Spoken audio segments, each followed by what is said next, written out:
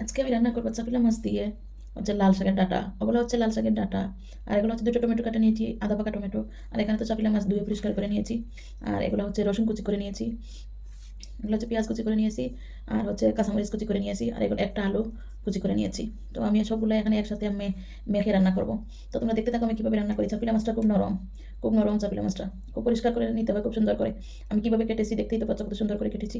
এভাবে তোমরাও কেটে নিবে এবং হচ্ছে মেখে রান্না করে নিবে, তাহলে চাপিলা মাছ মেখে রান্না করলে দারুণ হয়, খুব টেস্টি হয়। আমি আগের একটা ভিডিও দিয়েছিলাম চাপিলা মাছ দিয়ে জলপাই দিয়ে রান্না করেছি। তো এবার আমি চাপিলা মাছ দিয়ে, এগুলো হচ্ছে লাল শাকের ডাঁটা। লাল শাকের ডাঁটা আমরা অনেক সময় ফেলে দিই, কিন্তু আমি ফেলে না দিয়ে আজকে আমি চাপিলা মাছ দিয়ে রান্না করবো। অনেক মজা হবে, অনেক মজার একটা রেসিপি। আর এখানে দুটো আদা পাকা টমেটো দিয়েছি কেটে। তো আমি মেখে রান্না করবো, এই জন্য একটা কড়াই নিয়ে নিয়েছি। এখন কড়াইয়ের মধ্যে একটা একটা করে আমি সবগুলো জিনিস দিয়ে দেবো। এখানে দিয়ে দিলাম পেঁয়াজ কুচি, রসুন কুচি এবং হচ্ছে কাঁচামরিচ কুচি। সবগুলো একসাথে দিয়ে মেখে রান্না করবো, সেজন্য একটা একটা করে একসাথেই দিয়ে দেবো।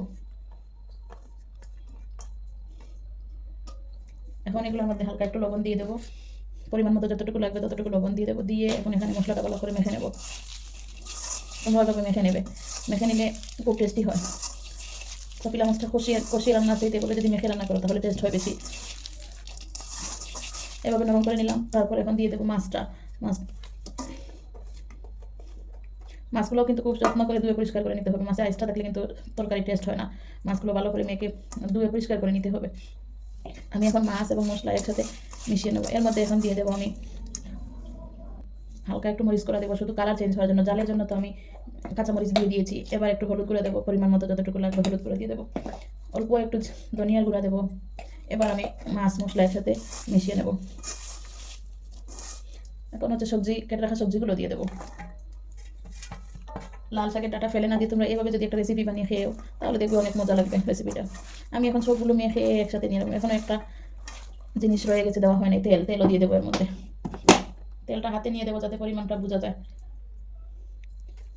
এখন ভালো করে মেখে নেব সব কিছু সুন্দর করে মেখে নিয়ে 30 মিনিট ম্যারিনেট করে রেখে দেবো এইভাবে। যদি তোমাদের হাতে সময় থাকে তোমরা 1 ঘন্টা নর্মাল ফ্রিজে রেখে দেবে। আর যদি সময় কম থাকে তাহলে আধা ঘন্টার জন্য অন্তত রেখে দেবে। এইভাবে ম্যারিনেট করে রেখে দেখলে মাছ মশলা সবজি একসাথে মিশিয়ে খুব মজার একটা রেসিপি হয়। আর যদি সময় না থাকে কিছু করার নেই, আমার সময় আছে তাই আমি আধা ঘন্টার জন্য রেখে দেবো এইভাবে ম্যারিনেট করে।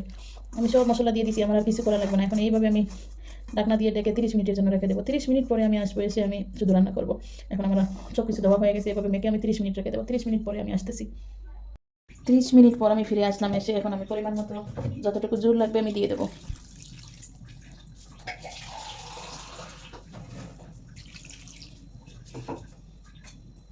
জল দিয়ে একটু নাড়াচাড়া করে দিয়ে ঢাকনা দিয়ে ডেকে রেখে দেবো।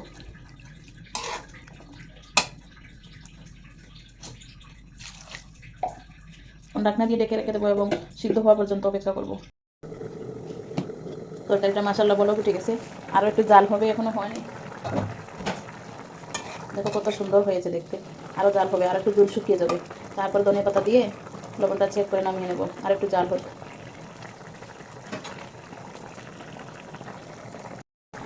এবার তরকারিটার মধ্যে ধনিয়া পাতা ছিটিয়ে দিয়ে দেবো। ধনিয়া পাতা দেওয়ার পর আর বেশিক্ষণ কিন্তু তরকারি জাল দিতে হয় না, হলে তরকারি স্মেল নষ্ট হয়ে যায়।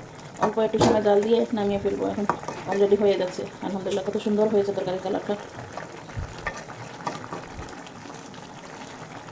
এবার লবণটা চেক করে নেবো।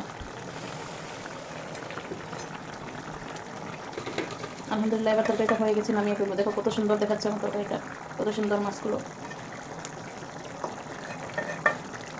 ওকে, চুলাটা অফ করে দেবো।